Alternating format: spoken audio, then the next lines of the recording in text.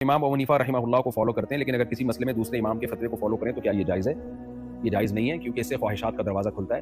جب آپ ایک فقہ کو فالو کر رہے ہیں تو پھر اس کے آسان مسائل بھی اسی کے لیے جائیں گے، مشکل مسائل بھی اسی کے لیے جائیں گے۔ یہ نہیں ہوگا کہ کڑوا کڑوا تھو تھو اور میٹھا میٹھا ہپ ہپ، کیونکہ یہ خواہشات نفسانیہ ہیں۔ تو یہ بالکل ایسے ہی ہے جیسے میں نے دیکھا ہے کچھ حنفی لوگ کیکڑا کھانے کے لیے شافعی بن جاتے ہیں، اور جو مسائل میں امام شافعی کی رائے ایک طرف ہے اس میں پھر وہ حنفی بن جاتے ہیں جہاں ان کو مشکل نظر آتی ہے۔ یہ تو دین کے ساتھ ایک تماشا ہے۔ تو پریکٹیکلی کچھ علماء تو کہتے ہیں اس کے ناجائز ہونے کی کیا دلیل ہے، لیکن جب وہ علماء خود اس میں مبتلا ہوتے ہیں نا، دیکھتے ہیں کہ عوام کس طرح دین کو تماشا بنا رہی ہے، پھر وہ خود کانوں کو ہاتھ لگاتے ہیں اور کہتے ہیں یہ جو صدیوں سے علماء نے فتویٰ دیا ہے نا کہ اہل سنت والجماعت کے جو 4 مکاتب ہیں ان میں ایک ہی کو پراپر فالو کرنا ہے، یہ ایسا ہی نہیں کہہ دیا۔ کچھ چیزیں تجربوں سے بھی ثابت ہوتی ہیں۔ اللہ تعالیٰ فساد کو پسند نہیں کرتے اور خواہش شہوت پرستی کو پسند نہیں کرتے اللہ تعالیٰ، اس لیے ایک فقہ کو فالو کیا جائے گا۔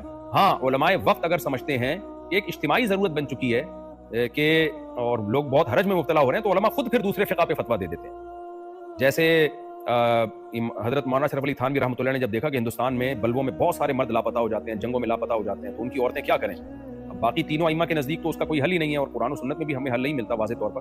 تو پھر مجبوراً ایک اجتماعی ضرورت کے پیش نظر علماء نے خود فقہ مالکیہ کے فتویٰ دے دیا کہ بھئی عورت کورٹ سے علیحدگی لے کے کہیں اور پھر ایسی مجبوری میں نکاح کر سکتی ہے۔ تو وہ علماء غافل نہیں ہیں، علماء خود جب شدید مجبوری ہوتی ہے اور ایک اجتماعی ضرورت ہوتی ہے تو دوسرے فقہ پہ علماء خود فتویٰ دے دیتے ہیں، لیکن عوام کو اس طرح بے لگام ہونے کی اجازت نہیں ہے۔